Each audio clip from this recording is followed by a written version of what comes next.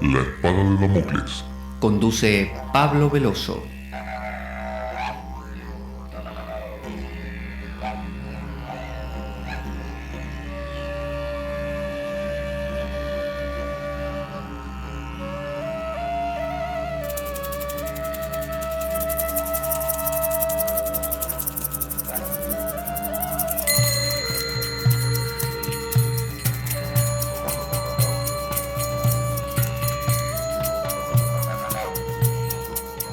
Tal como lo cortés no quita lo valiente, así lo hilarante no quita lo profundo.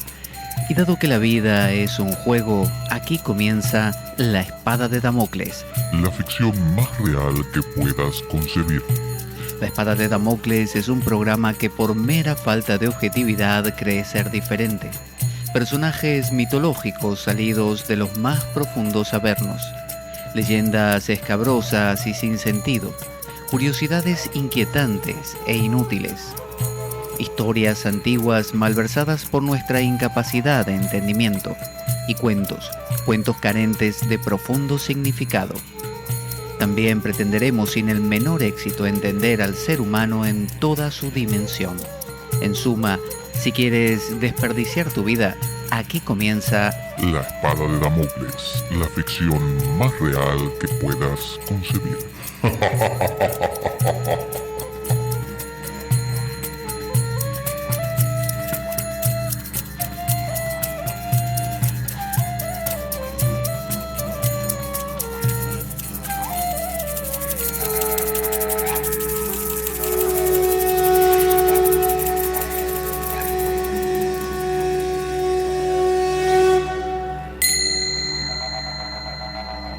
La espada de Damocles. Conduce Pablo Veloso.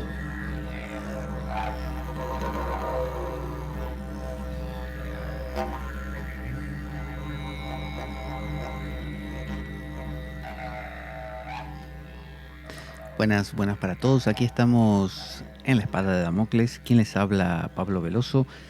Y bueno, vamos a abordar hoy un tema difícil por lo menos para mí.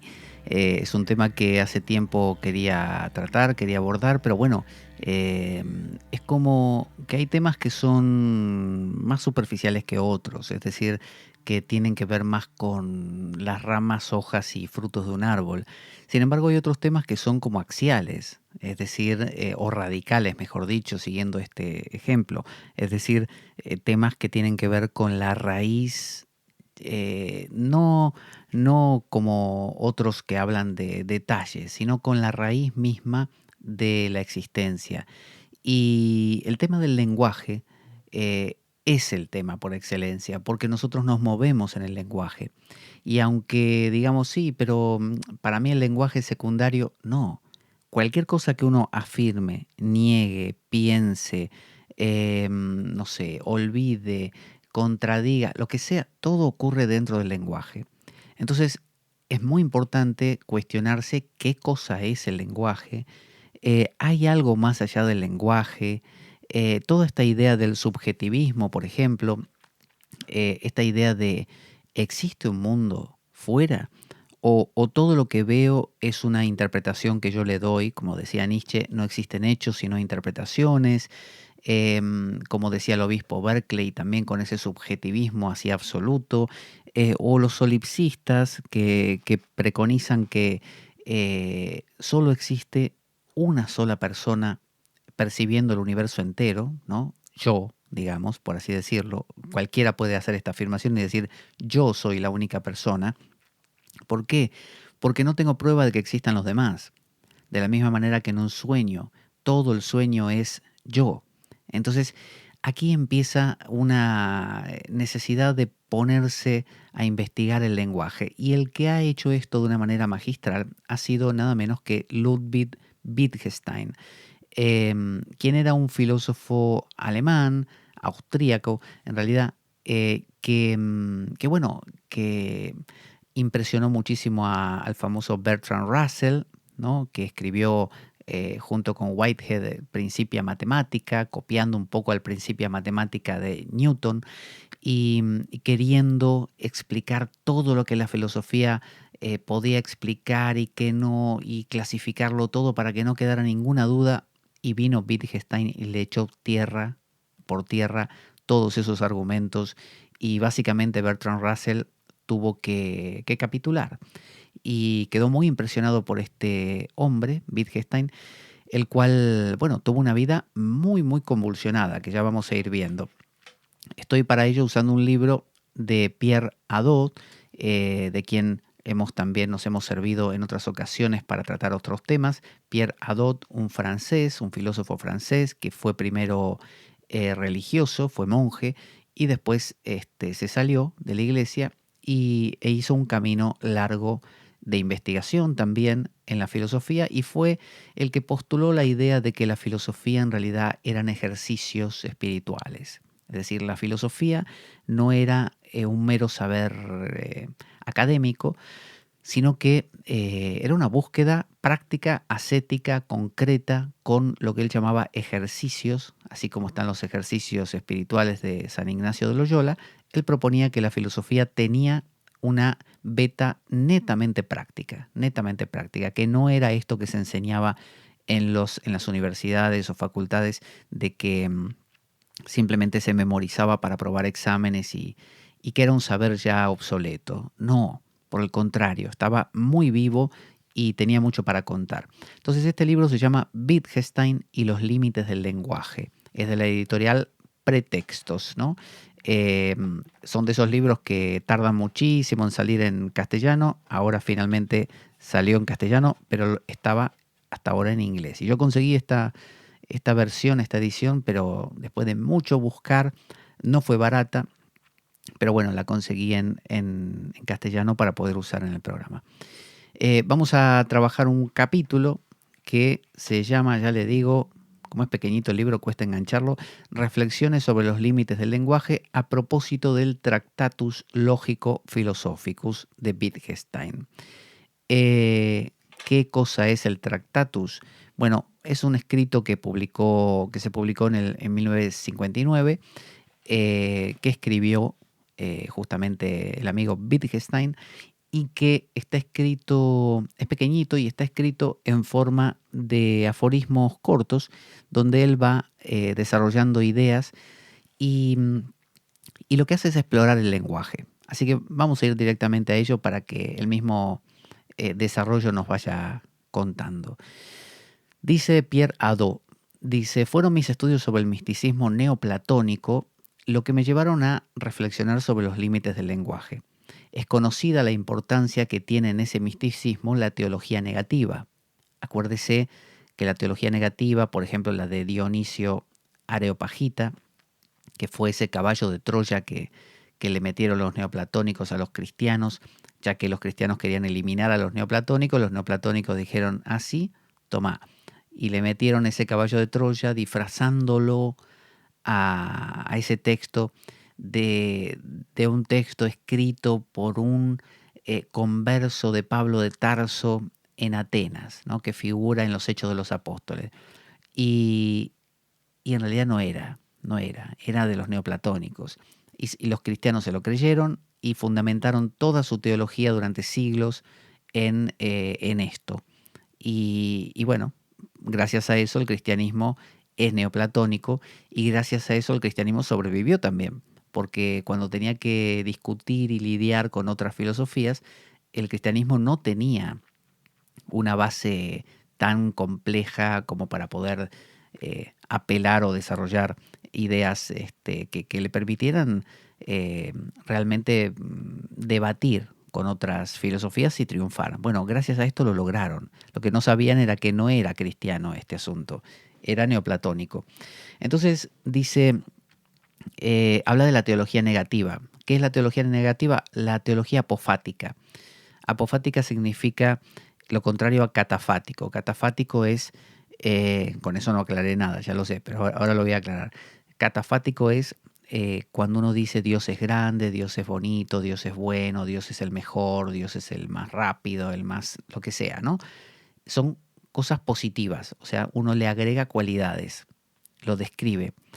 Pero este pensamiento neoplatónico dice, aunque enumeremos todo, y está muy bien que lo enumeremos, y enumeremos que primero viene este principio, y este principio tiene otro encima, y este tiene otro más allá, y más abajo están estos tres, está muy bien, dice, porque así cartografiamos la realidad.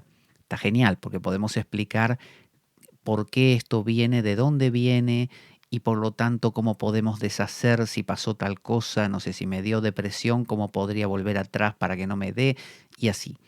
Pero eh, todo eso no deja de ser una construcción del pensamiento, arbitraria, ¿no? Opinión nuestra, una doxa, diría Platón. Entonces, si queremos realmente captar lo que está más allá de todas esas opiniones y cartografías, porque si yo le pongo aquí en la península ibérica a esto España, lo llamo España, y hubiera venido en mi lugar otro tipo distinto, le hubiera puesto Capadocia y no España, y funcionaría perfectamente igual. O sea que son arbitrarios los nombres que le ponemos a las cosas y las categorías y el esto es mejor que aquello. ¿Depende de qué? Depende de cada uno. O sea, las cosas no son ni mejores ni peores, ni más grandes ni más pequeñas per se. Son de acuerdo a nuestras opiniones.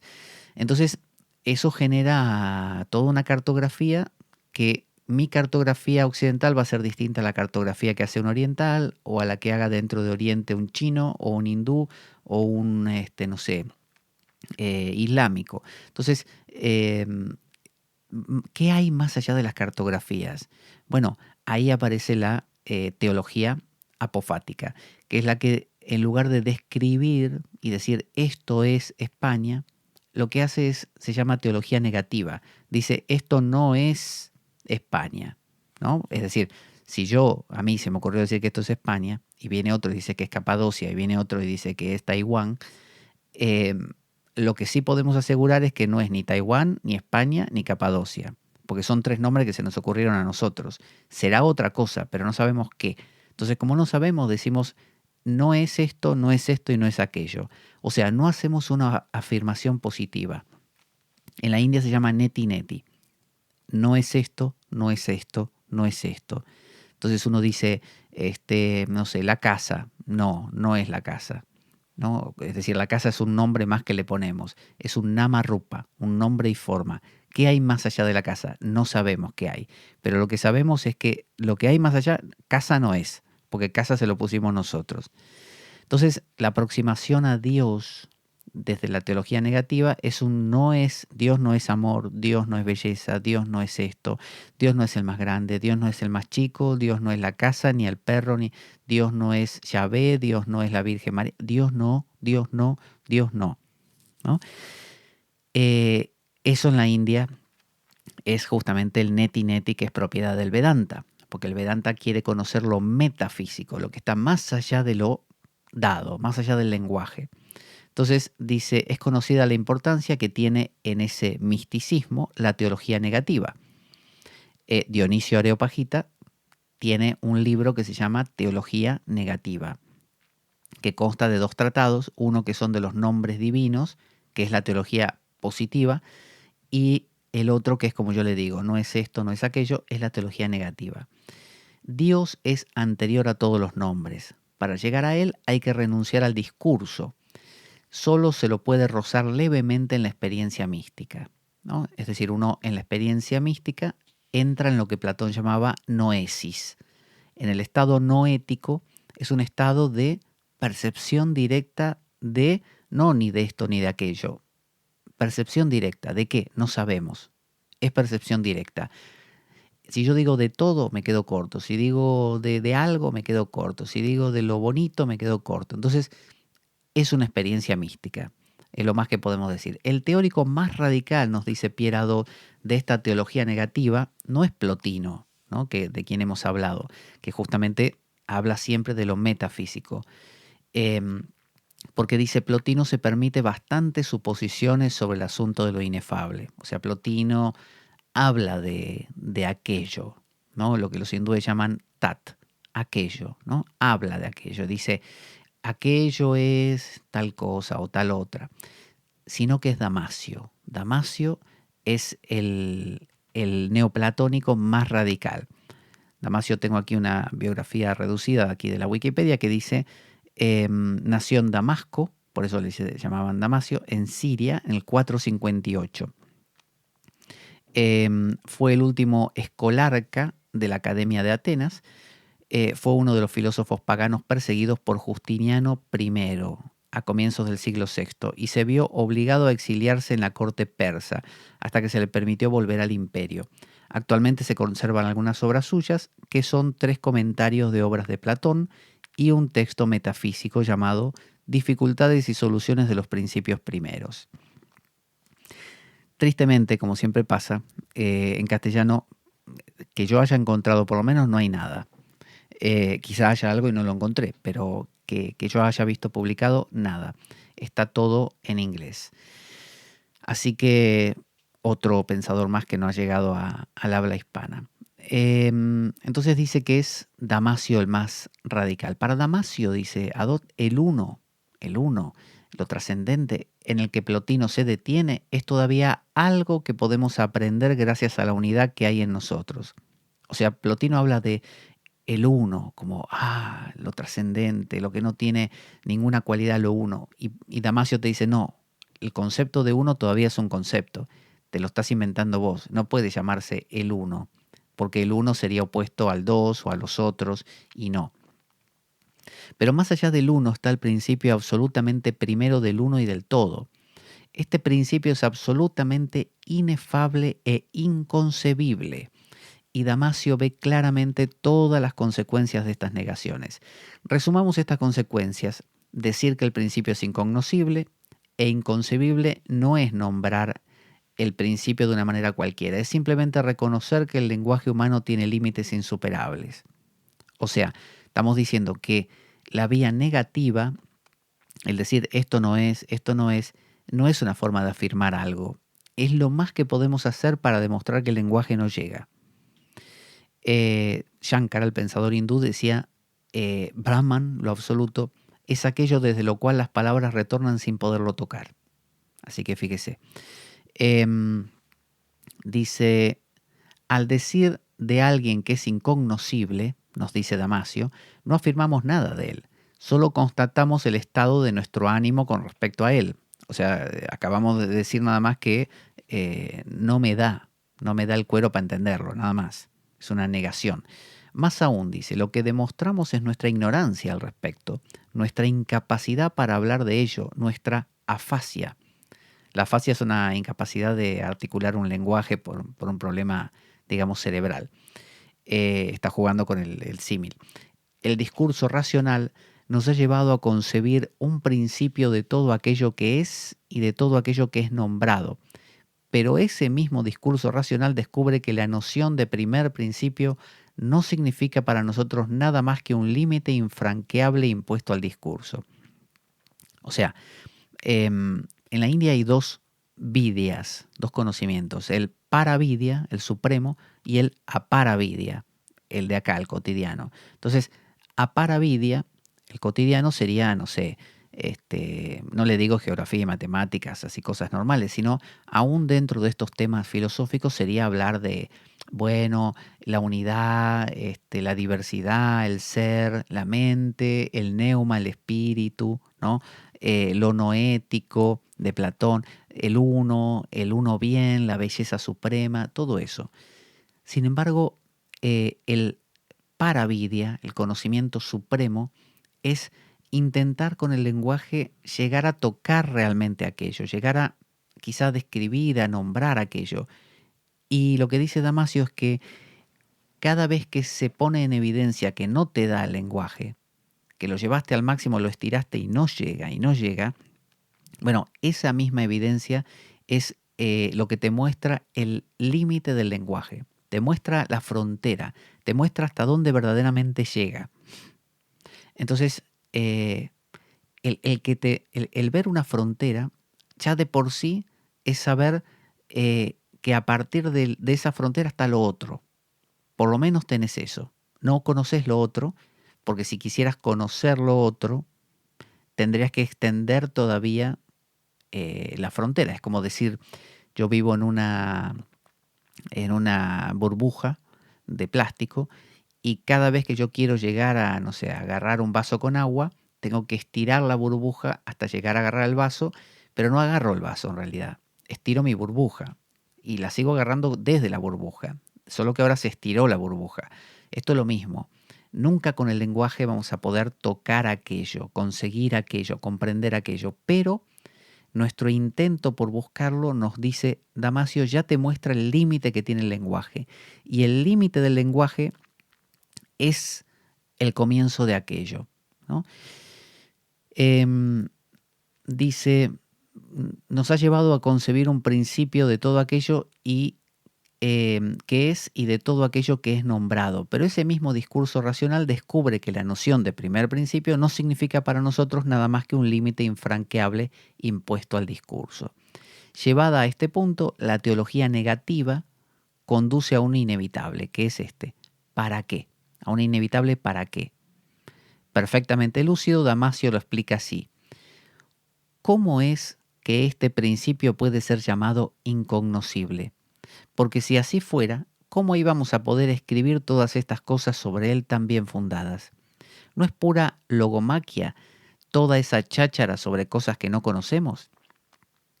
Y algo más adelante, ¿en qué terminarán estos discursos sino en el completo silencio? En la confesión de que no sabemos nada de las cosas que no nos está permitido conocer, porque nos es imposible conocerlas. Así como los judíos pensaban que a Dios no se lo podía conocer. Por eso el que veía a Dios moría. Por eso cuando Yahvé lo llama a Moisés en el monte Sinaí, Moisés se aterra porque él no quiere verlo a Dios. Porque dice, si yo lo veo, muero. Entonces, en las epístolas paulinas, o no sé si paulinas o en este caso de otros de los apóstoles, pero en la parte de las epístolas del Nuevo Testamento dice que nadie ha visto nunca a Dios. Me parece que en la epístola de Santiago, nadie ha visto nunca a Dios. Es decir, no se puede concebir, tocar, describir, explicar lo que está más allá del lenguaje. No se puede. O bien podemos hablar del principio, dice Hadot, pero entonces ya no es el principio. O bien podemos hablar en absoluto de él, y entonces el principio no significa nada para nosotros. O sea, estamos en un callejón sin salida. Si hablamos de aquello, lo traemos a nuestro mundo. Entonces ya no es aquello realmente, lo estamos nombrando. Entonces decimos, bueno, entonces no lo nombremos. Y si no lo nombramos y hacemos de cuenta que no está, perdemos todo contacto con eso, o sea, ya directamente la posibilidad se desvanece. Entonces, ¿qué hacemos? Dice Hadot, cuando tenía la mente ocupada con estos problemas, tropecé con la obra de Wittgenstein titulada Tractatus Logicus Philosophicus. Qué nombre, ¿eh? Las últimas proposiciones de este libro, desde cualquier punto de vista, extraordinario, me deslumbraron. Las últimas dicen así. Los límites de mi lenguaje, dice Wittgenstein, significan los límites de mi mundo. Los límites de mi lenguaje son los límites de mi mundo. O sea que yo, hasta donde lleguen mis palabras, llego yo. Si yo quiero tocar algo que está más allá de mi lenguaje, no puedo ir yo, no estoy yo. Por lo tanto, no me lo puedo apropiar. Lo que sea que esté más allá de mi lenguaje, no lo puedo conocer, es incognoscible para mí. El sujeto, dice Wittgenstein, no pertenece al mundo, sino que es un límite del mundo. El sujeto es un límite del mundo. Es decir, ¿qué soy yo? Yo me descubro en el final de lo que el lenguaje, en el límite último de mi lenguaje. Cuando yo intento afinar y refinar y llegar más allá de lo que las palabras pueden decir a lo que supuestamente está más allá de las palabras, ahí descubro los límites del lenguaje, ¿no? Y cuando descubro los límites del lenguaje, descubro mi límite. Yo, el sujeto, yo, Pablo, estoy hecho de palabras. Cuando descubro el límite del pensamiento, descubro el límite de Pablo. Pablo puede moverse por todo este mundo de palabras y hablar y convertirse en esto y decir yo soy el abogado tal y yo soy mejor que aquel y el bien uno me compone porque no sé, todo eso genial dentro del lenguaje. Pablo existe en el lenguaje. Cuando yo toco el techo de eso, o las paredes, el límite en algún sentido, porque me pongo a filosofar y llego hasta el máximo que puedo llegar, ahí descubro mi límite. Ese es el límite del sujeto. Entonces, encontrar el límite es encontrar mi límite. Yo soy un límite, ¿no? Hay ciertamente lo inexpresable, dice Wittgenstein, lo que se muestra a sí mismo. Esto es lo místico. Lo que se muestra a sí mismo. O sea, no se muestra a mí, yo no lo puedo ver. Lo inexpresable se intuye. Cuando yo llego al límite de algo, intuyo que si este es el límite, hay un algo más, porque esto limita con algo, pero como ese algo no lo puedo conocer, porque si yo lo extiendo mi frontera 5 metros más, sigo, no sé, extiendo España 5 metros más, a Portugal, por ejemplo, y ahora convertí esos 5 metros de nuevo en España, por lo tanto sigo sin conocer a Portugal. Tendría que cruzar la frontera, pero si cruzo la frontera ya no soy español, ¿no? Es decir, ya no soy miembro de esto, ahora me convierto en, no sé, en portugués, cosa que no puede pasar en este caso, porque los límites de mi lenguaje son los límites de mi mundo. O sea, si yo llego hasta el final de mi lenguaje y quiero pasar más allá, no lo puedo hacer a menos que yo desaparezca. Y si yo desaparezco, no puedo dar cuenta de lo que estoy viendo, con lo cual es como si no hubiera entrado, da igual. Ramakrishna lo planteaba así, decía, hay una muñeca de sal que fue a medir la profundidad del océano y cuando dio unos pasos, obviamente se disolvió y se convirtió en el océano. Entonces, la muñeca de sal como tal no puede medir la profundidad del océano, porque donde camina un poco desaparece. Si yo quiero conocer lo incognoscible y cruzo la frontera del pensamiento, no lo puedo cruzar, básicamente, porque estoy hecho de pensamiento. Entonces, no la puedo cruzar. Si intento cruzarla, lo que voy a hacer simplemente es, nada, disolverme, no ser, ¿no? Con lo cual no habré cruzado nunca la frontera, porque el pensamiento se va a haber quedado de este lado, con mi identidad también. No es lo místico cómo sea el mundo, sino qué sea el mundo. Sentir el mundo como un todo limitado es lo místico. Sentir el mundo como un todo limitado es lo místico. Esa es una afirmación colosal. Cuando te das cuenta que no podés salir de tu burbuja, ya acabas de tocar lo místico. Acabas de tocar lo que está más allá de tu burbuja. Cuando te das cuenta del límite de tu burbuja, te estás dando cuenta de la pared que te separa con, o sea, llegaste al punto de mayor contacto con lo otro. Yo sé que esto es así como muy enrevesado, pero bueno, que quería abordar esto y lo vamos a abordar. Es un tema difícil y complejo, pero que tiene que ver con lo místico, ¿no? Podemos hablar de lo religioso eternamente y hablar de opiniones, de doxa, pero si queremos entrar en lo no ético, queremos salir de la caverna de Platón, lo que tenemos que hacer es cuestionar, mirar, a ver qué tanto se puede llegar a tener esa experiencia mística. Le recuerdo nuestro programa La Espada de Damocles carece de sustento económico externo, por lo tanto, si me escribe a pablojorgeveloso@gmail.com, le puedo pasar el enlace de la cuenta de PayPal del programa y de la cuenta bancaria para que pueda hacer un aporte, una colaboración que puede ser súper mínima, mediana, grande, grandísima, la que quiera, la que pueda. Todo ello servirá hasta lo más mínimo porque es para compra de bibliografía, como por ejemplo este libro, que como decía me costó bastante conseguirlo y además estaba caro, pero valió la pena. Y para material a veces electrónico que hace falta renovar para el programa. Todo eso redunda en una mejora de la calidad del programa. Desde ya, muchas gracias por ello. Voy a beber un poquito de agua. Dice entonces Pierre Hadot, el libro de Wittgenstein no respondió a todas mis preguntas, pero me ayudó a reflexionar. Aquí voy a referirme únicamente a este libro y no a toda la obra de Wittgenstein, porque él tiene otro que se llama Investigaciones Filosóficas que viene después, donde casi contradice lo que dice en este. Dice, por la sencilla razón de que es el misticismo de que habla en este libro lo que me interesa especialmente, y que ese misticismo desaparece o se transforma en la obra más reciente de Wittgenstein, esto de Investigaciones Filosóficas, que creo que también se llama Los Cuadernos Marrones o algo así. Me voy a permitir aquí hacer una breve presentación del autor. Así que vamos a conocer la vida, por lo menos por arriba, de Ludwig Wittgenstein, así sabemos de quién hablamos. Nacido en Viena, donde se hacían las salchichas, en 1889. En Austria, obviamente, tal como Hitler. Hitler también nació en Austria. Hijo de un importante industrial, Wittgenstein se inclina en principio por los estudios técnicos, decidido a convertirse en ingeniero, pero poco a poco se va interesando en las matemáticas por sí mismas, planteándose problemas relativos a sus fundamentos. Se traslada entonces a Cambridge, donde Russell y Whitehead acaban de publicar su Principia Mathematica, ¿no? Que lo publicaron entre 1910 y 1913, fecha en que se publicaba también el tarot de Edward Waite.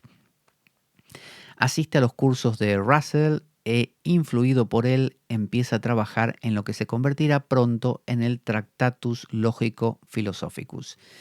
La contienda de 1914 le hace volver a Austria, ¿no? La Primera Guerra Mundial, pasa la guerra en el frente ruso y más tarde en el frente italiano, donde es hecho prisionero en 1918. Internado en Cassino, Monte Cassino, termina allí el Tractatus, cuyo manuscrito ha conseguido salvar en medio de las vicisitudes de la guerra. O sea, el tipo lo iba escribiendo mientras luchaba.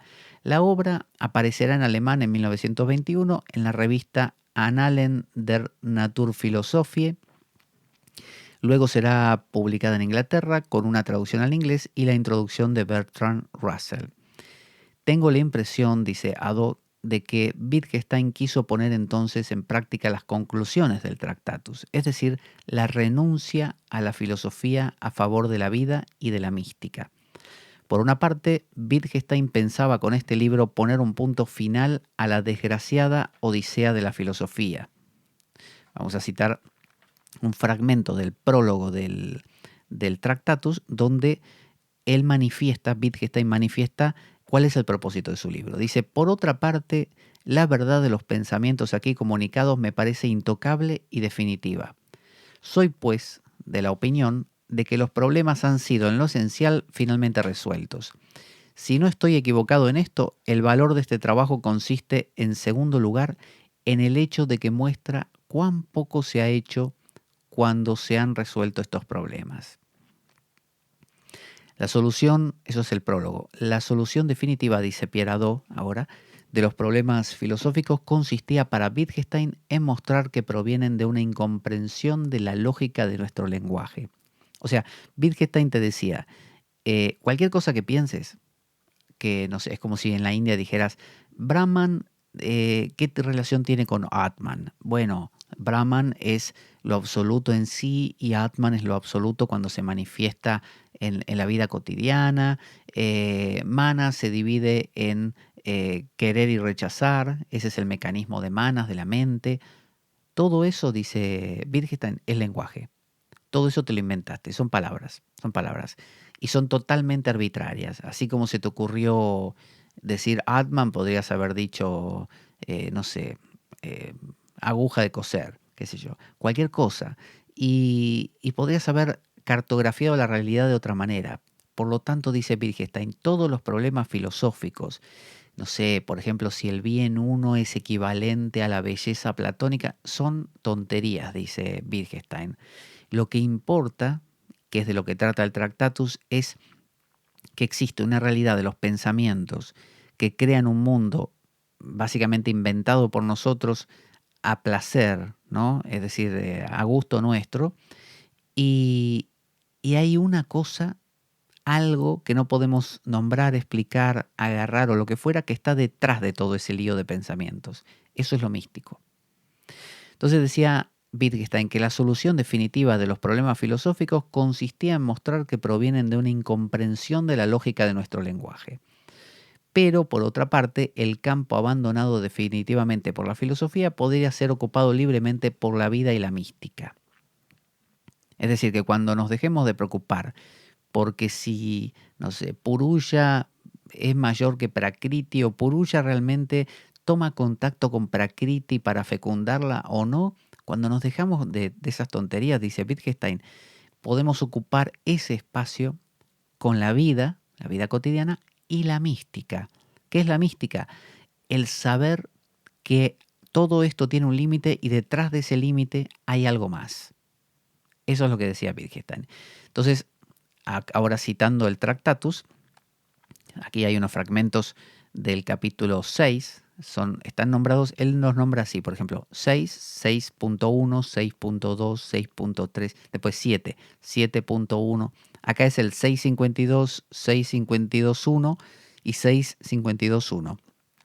Son 3 fragmentos que vamos a citar. Fíjese cómo hace él, que es muy interesante. Yo le digo, hace 6.1, 6.2, 6.5. Entonces ahora tenemos 6.51 y él habla de cierta cosa. Y después como va a escribir algo que va en relación, dice 6.52. Y después dice 6.521. No sé si me explico. Le va agregando números a medida que va haciendo, escribiendo fragmentos que son derivaciones de lo que escribió antes.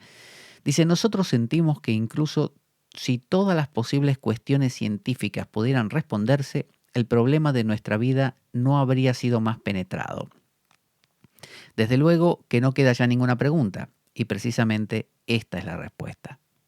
Es decir, está diciendo, haces una investigación científica, el Big Bang, ¿qué había antes del Big Bang? ¿Y por qué el Big Bang? Y entonces la antimateria y los agujeros, y viene Wittgenstein y te dice, todo eso es una cartografía, como Derrida, Jacques Derrida, de quien hablamos, que deconstruía el lenguaje.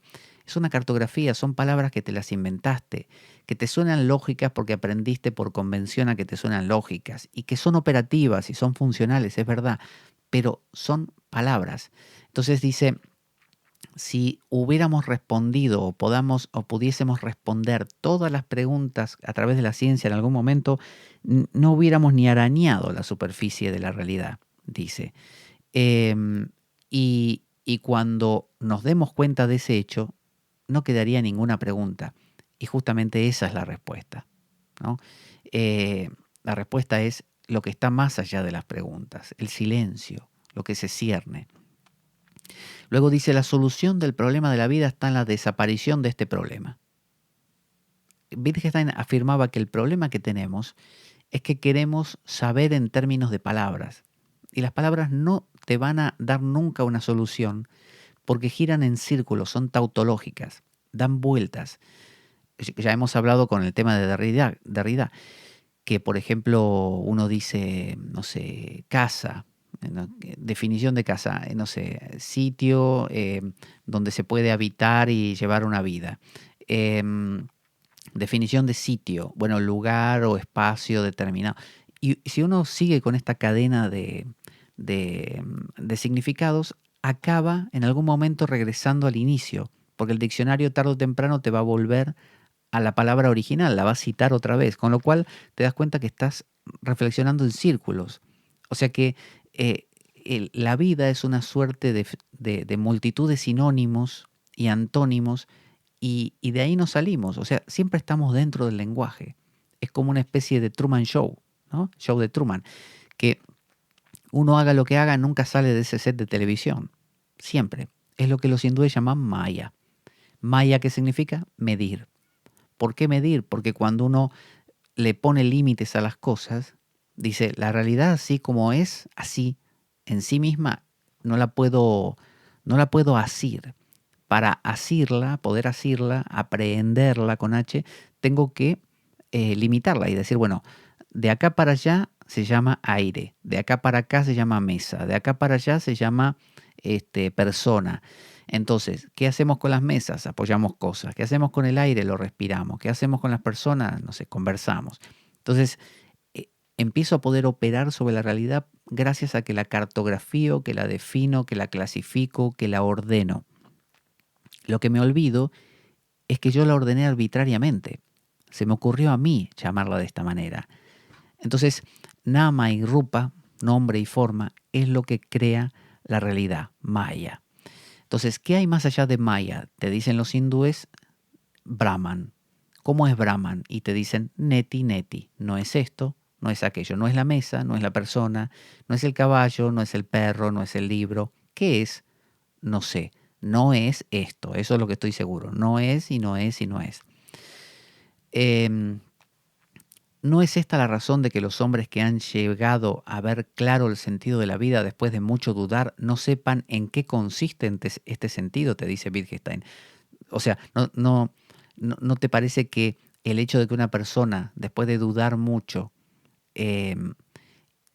no sepan decir qué es, en qué consiste ese sentido? Eso ya es el misterio. Ahí lo están tocando. Lo están tocando al no saber. Es un no saber, justamente. Es una vía negativa. Entonces dice Pierre Hadot, luego pasaría una docena de años de silencio filosófico. Después de esta guerra y de publicar este libro, se pasó una docena, 12 años de silencio. La guerra le descubriría la miseria. O sea, no es un filósofo, miremos a Wittgenstein, un filósofo burgués. No, fíjese que él inclusive toda la fortuna que heredó, que era una fortuna multimillonaria, la regaló. Se la regaló creo que a sus hermanos o no sé qué. Y se quedó sin nada, se quedó pobre. Piensa dedicarse al pueblo, se convierte en maestro, decide irse, fíjese, a un país tipo Noruega y enseña en varios pueblos austríacos.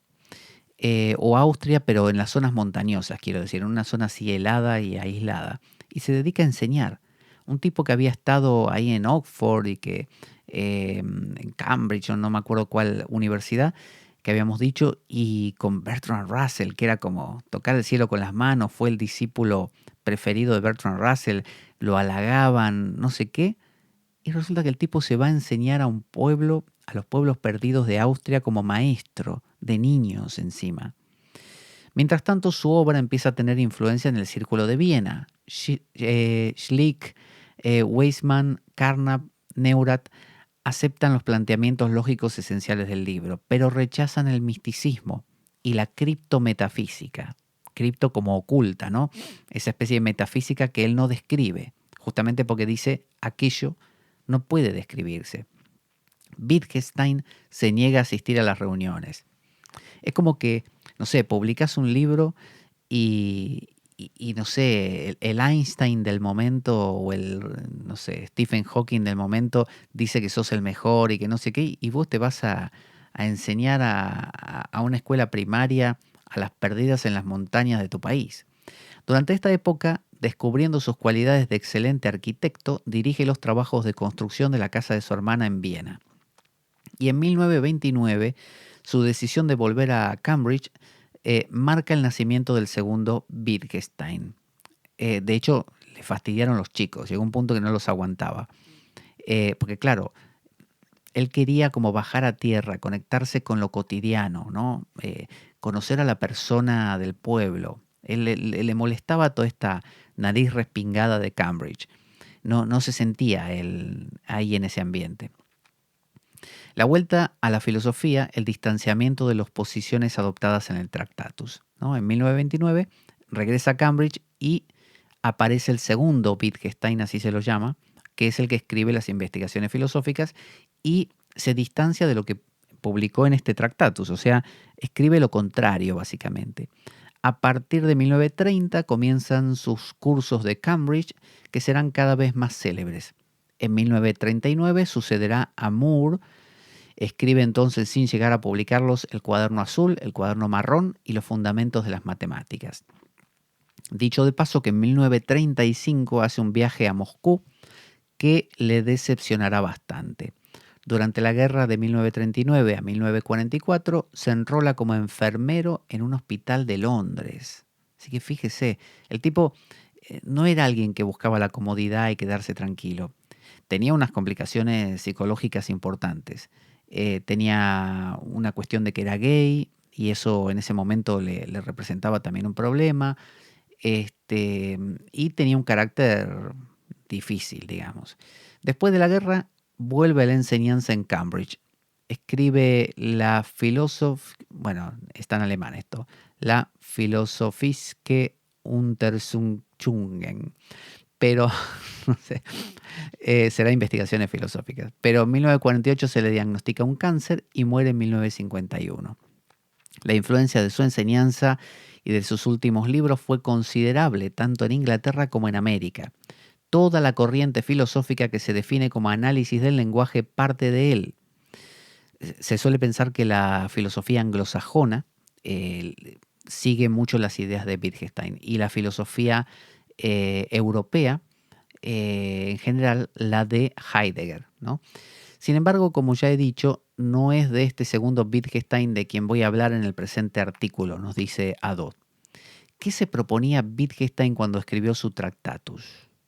Bertrand Russell, en su introducción al Tractatus, nos dice que Wittgenstein ha querido determinar en qué un lenguaje puede ser lógicamente perfecto. De hecho, el propio Wittgenstein lo critica a Russell, quien le escribió su prólogo, diciendo que no le entendió ni jota de lo que él le quería decir. Él todo el tiempo decía, nadie me entiende, lo que yo digo no me lo entienden, ninguno me lo malinterpretan, hasta el mismísimo Russell, que era un poco como cavarte la tumba, porque Russell era el papá de todo ahí. Determinadas fórmulas de la obra parecen darle la razón. Por ejemplo, Wittgenstein nos dice que para evitar las confusiones que llenan toda la filosofía, debemos emplear un simbolismo, estas son palabras de él, debemos emplear un simbolismo que obedezca a la gramática lógica, a la sintaxis lógica. Y ahora vamos a ver a qué se refiere más adelante. Es decir, un simbolismo en el que cada símbolo no pueda tener más que un único significado. Es decir, si yo utilizo España, ¿no?, como nombre de esto y le pongo fronteras que lindan con, qué sé yo, con Portugal, por ejemplo, y otro viene y dice, no, esto se llama para mí Taiwán y esto se llama para mí, como decimos, Capadocia o lo que fuera, Wittgenstein decía, no, para que realmente el lenguaje no tenga problemas, tiene que cada objeto tener un solo significado, un único significado. Esto se tiene que llamar España para todos y no tiene que haber dudas. Pero por otro lado, Wittgenstein nos dice que todas las proposiciones de nuestro lenguaje corriente están efectivamente, tal y como son, ordenadas de un modo completamente lógico. Tendremos que plantearnos, por tanto, la cuestión que se plantea Wittgenstein en estos términos. Nos dice Hadot. ¿En qué condiciones puede ser utilizado el lenguaje con un significado concreto? Espere que engancho esto, que si no se me cae. Porque si el lenguaje lógicamente perfecto, en la medida en que esto es posible, incluso el lenguaje corriente, representan una utilización legítima del lenguaje, una utilización del lenguaje en la que el lenguaje tenga un significado, el lenguaje filosófico, por el contrario, representa un mal uso del lenguaje que tiene como consecuencia producir pseudoproblemas. Es decir, traducido, si entendemos lo que dice Wittgenstein hasta ahí, que ya veremos que más adelante va a ir cambiando, Wittgenstein te dice, si hablamos, no sé, del árbol, de la casa y del perro, todos entendemos, árbol, casa, perro, no hay dudas. Nuestro lenguaje es completamente lógico. Lo que estamos refiriendo se refiere a cosas que están ahí. Pero si yo digo, no sé, la perrunez de la vida, ¿qué es la perrunez? ¿No? Es un concepto que no existe en el mundo, no tiene un equivalente lógico ahí, no está ahí en el mundo natural.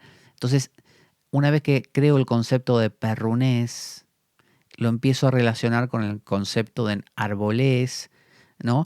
Y después lo relaciono con el concepto de universalidad y humanidad y amor.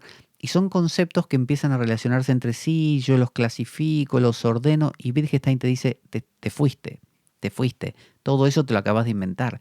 Y cuando tengas problemas con todo eso, para intentar definir qué viene primero, la perrunez o viene primero la universalidad y de ahí deriva Y eso es un problema filosófico. Wittgenstein te dice, tu problema filosófico no existe, es un problema lingüístico, porque estás usando el lenguaje para describir cosas que no existen en el mundo real. Entonces tu lenguaje no tiene un equivalente con la cosa. Si usaras un lenguaje que equivale a la cosa y dijeras el perro, ahí lo veo, el perro, la casa, grande, pequeña, ahí está, eso es. Ahí no tendrías ningún problema filosófico. Eso dice Wittgenstein. Entonces dice Adot, Wittgenstein quiere por tanto mostrar por qué el lenguaje filosófico está contagiado de ese feo vicio y curar así el pensamiento humano de esa enfermedad inveterada. Y Wittgenstein mismo, en su prólogo, dice lo siguiente. Mi libro trata de problemas de filosofía, dice, y muestra, al menos así lo creo, que la formulación de estos problemas descansa en la falta de comprensión de la lógica de nuestro lenguaje. Todo el significado del libro puede resumirse en cierto modo en lo siguiente, dice. Todo aquello que puede ser dicho puede decirse con claridad. O sea, perro, casa, persona, lindo, feo, ¿no? Y de lo que no se puede hablar, mejor es callarse. O sea, si querés usar términos como la humanidad, la universalidad, el bien, el uno, Brahman, si querés usar palabras para nombrar cosas que en realidad no las podés nombrar porque están más allá de lo tangible, mejor callate, te dice. Este libro quiere, dice Wittgenstein, pues trazar unos límites al pensamiento, o mejor, no al pensamiento, sino a la expresión de los pensamientos. Porque para trazar un límite al pensamiento tendríamos que ser capaces de pensar ambos lados de este límite. Y claro, porque si yo quiero ponerle un límite al pensamiento, tengo que estar fuera del pensamiento para poder poner un límite y acotar al pensamiento. El problema es que yo soy el pensamiento. Entonces, si yo soy el pensamiento, yo no le puedo poner límites al pensamiento. Entonces, por eso dice, o mejor, no al pensamiento, sino a la expresión de los pensamientos. O sea, como mucho lo que podemos hacer es evitar meternos con términos como Brahman, la iluminación, ¿no? Son términos que describen cosas que no, dice Wittgenstein, no existen en el mundo.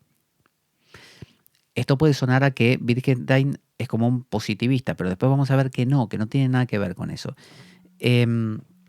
Tendremos por consiguiente que ser capaces de pensar lo que no se puede pensar. O sea, no podés estar fuera del pensamiento para ponerle límites. Tenés que como mucho limitar a cierto tipo de pensamientos para no complicarte la vida. Este límite, por lo tanto, dice Wittgenstein, solo puede ser trazado en el lenguaje. Y todo cuando quede al otro lado del límite será simplemente un sinsentido. Un sinsentido. Podría pensarse, ahora nos dice Adot, que Wittgenstein fija los límites del lenguaje a partir de un postulado empírico y positivista. Esto querría decir, empírico y positivista, como si da la sensación que Wittgenstein te está diciendo, como la ciencia actual, todo lo que perciben los sentidos es real. Ahora, conceptos como el amor, o no sé, o la paz, diría la ciencia actual, son ideas de los filósofos, son cosas que se inventan, pero no son cosas reales. Real es el calor, el frío, lo grande, lo pequeño, lo duro, lo blando, ¿no? Todo eso es lo real. Eso es una proposición positivista. Entonces dice, pareciera que Wittgenstein va por ese lado, que al decir eso de que una proposición solo tiene significado cuando está referida a un hecho de la naturaleza física. Es cierto, dice Adot, que este es el aspecto más obvio de la doctrina de Wittgenstein, pero vamos a ver que partiendo de este postulado, el autor del Tractatus, Wittgenstein, llega finalmente a establecer los límites del lenguaje a partir de un principio mucho más fundamental. Y hasta aquí vamos a ver hoy, porque así no nos extendemos mucho. Así que estamos analizando algo que es complejo. Es mucho más complejo que cualquier otra cosa. ¿Por qué? Porque estamos haciendo como una epistemología. Estamos analizando la herramienta que tenemos para analizar la vida. O sea, estamos analizando al ojo que ve la vida. No estamos analizando lo que el ojo está viendo, la casa, el perro. Estamos analizando cómo vemos, hasta dónde vemos. Entonces estamos analizando el lenguaje. Ya vemos que no podemos ponernos fuera del lenguaje para limitar al lenguaje. Estamos dentro del lenguaje. Nos acabamos de dar cuenta que todo nuestro mundo ocurre dentro del lenguaje y encima es arbitrario. ¿no? Es arbitrario. Le ponemos nombres a las cosas que a veces no tienen nada que ver con las cosas. Entonces Wittgenstein te dice, si no querés problemas, tener así conflictos, remitite a las cosas como son, a las que reflejan a la cosa en sí. Entonces uno diría, bueno, está hablando como un científico. La ciencia dice exactamente eso. No nos metamos con la mente, cosas complicadas porque no están probadas, no las podemos probar y nos vamos a hacer lío. Quedémonos con lo que podemos medir y clasificar, dice la ciencia. Wittgenstein pareciera decir eso, pero va a ir mucho más allá. Y eso lo vamos a ver en la siguiente ocasión.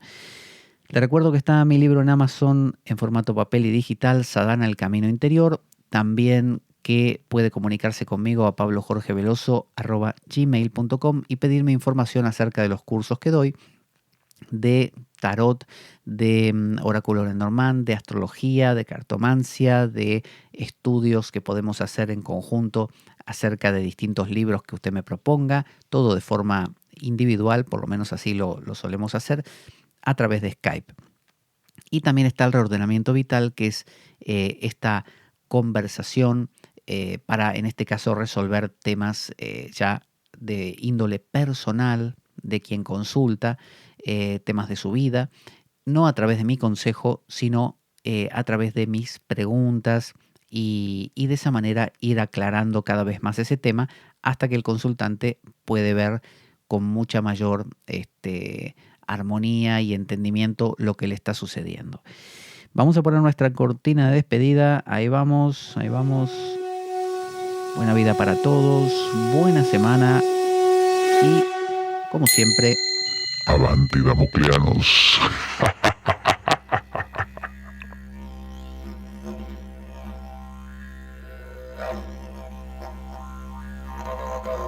La espada de Damocles. Conduce Pablo Veloso.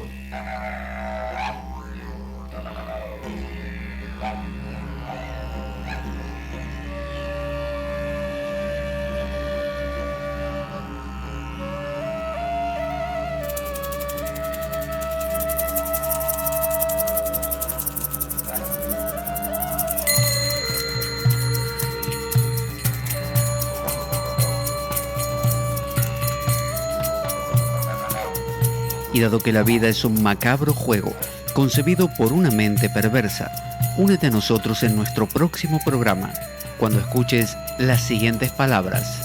La espada de Damocles, la ficción más real que puedas concebir.